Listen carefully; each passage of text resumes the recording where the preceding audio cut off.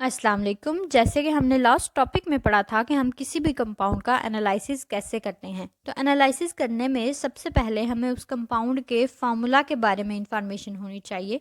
तो फार्मूलाज दो तरह के होते हैं, empirical formula and molecular formula. तो हम इस टॉपिक में एम्पिरिकल फार्मूला को डिस्कस करेंगे और हम देखेंगे कि किसी भी कंपाउंड का एम्पिरिकल फार्मूला कैसे कैलकुलेट किया जाता है। डेफिनेशन में हम देखते हैं एम्पिरिकल फार्मूला किसी भी कंपाउंड का सिंपलेस्ट फार्मूला होता है। सिंपलेस्ट फार्मूला कैसे कि इसमें हम डिफरेंट एलिमेंट्स के एटम के दरमियान सिंपलेस्ट रेशियो देखते हैं, वही एम्पिरिकल फार्मूला को शो करती है। रिप्रेजेंटेशन के लिए एक एक्सप्रेशन जहाँ पर दिया गया है ए एक्स और बी वाई एक कंपाउंड लिखा गया है। इसमें ए एलिमेंट के एक्स एटम्स मौजूद हैं और बी एलिमेंट के वाई एटम्स मौजूद हैं। तो इन दोनों की एक दूसरे के साथ एक सिंपलेस्ट रेशियो है जिसको हम कहते हैं कि ये एक कंपाउंड का एम्पिरिकल फार्मूला है। एग्जाम्पल्स में हम देखते हैं, हमारे पास है ग्लूकोज। ग्लूकोज का मॉलिक्यूलर फार्मूला जिसमें total number of atoms show हो रहे हैं वो है C6H12O6। अगर हम इसके एटम्स के दरमियान रेशियो निकालें तो वो हमारे पास ये बनती है। तो ये CH2O जो है ये ग्लूकोज का एम्पिरिकल फार्मूला है। नेक्स्ट अगर हम देखें तो हमारे पास है बेंजीन। इसी तरह बेंजीन का मॉलिक्यूलर फार्मूला दिया गया है और साथ ही साथ उसका एम्पिरिकल फार्मूला भी दिया गया है।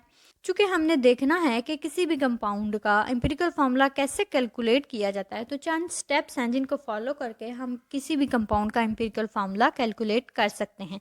सबसे पहले स्टेप में हमने क्या करना है, हमने उस कंपाउंड में मौजूद जितने भी एलिमेंट्स हैं उनकी परसेंटेज कंपोजिशन निकालनी है। परसेंटेज कंपोजिशन निकालने के बाद हम उससे एटम्स के नंबर ऑफ ग्राम्स निकालेंगे। परसेंटेज कंपोजिशन निकालने के बाद नंबर ऑफ ग्राम एटम्स हमने कैलकुलेट करने हैं। तो वो हम किस तरह कैलकुलेट करेंगे, हमारे पास एक फार्मूला दिया गया है। उसमें हम देखेंगे कंपाउंड में जितना एलिमेंट का मास गिवन है उसको हमने डिवाइड करना है उस एलिमेंट के एटॉमिक मास के साथ।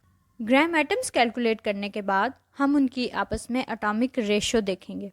एटॉमिक रेशियो कैसे कैलकुलेट की जाती है, जितने भी एलिमेंट्स प्रेजेंट होते हैं हमारे पास कंपाउंड में उन सब के मोल्स डिफरेंट होते हैं। तो हमने जब उनके मोल्स कैलकुलेट कर लिए हैं तो उन सब के नंबर ऑफ मोल्स को हम बारी बारी जो सबसे छोटे नंबर ऑफ मोल्स होंगे उसके साथ डिवाइड करेंगे। यानी कि हमारे पास फॉर एग्जांपल अगर 4 एलिमेंट्स प्रेजेंट है एक कंपाउंड में और उन चारों के नंबर ऑफ मोल्स डिफरेंट हैं, जैसे कर लें 2, 3, 4, 5, तो सबसे छोटे हुए 2। तो हमने सब एलिमेंट्स के नंबर ऑफ मोल्स को बारी बारी उस 2 से डिवाइड करना है। तो जो हमारे पास आंसर आएगा उससे हम किसी भी कंपाउंड में मौजूद एलिमेंट्स की एक दूसरे के साथ एटॉमिक रेशियो देख लेंगे कि क्या आई है। अगर तो वो एटॉमिक रेशियो एक सिंपल होल नंबर आता है तो वो सिंपली हमें एम्पिरिकल फार्मूला दे देगा, और अगर वो पॉइंट्स में आता है या डिवीजन्स में आता है तो फिर हम उसको मल्टीप्लाई करेंगे एक सूटेबल डिजिट के साथ जो उसको कन्वर्ट कर देगा होल नंबर में।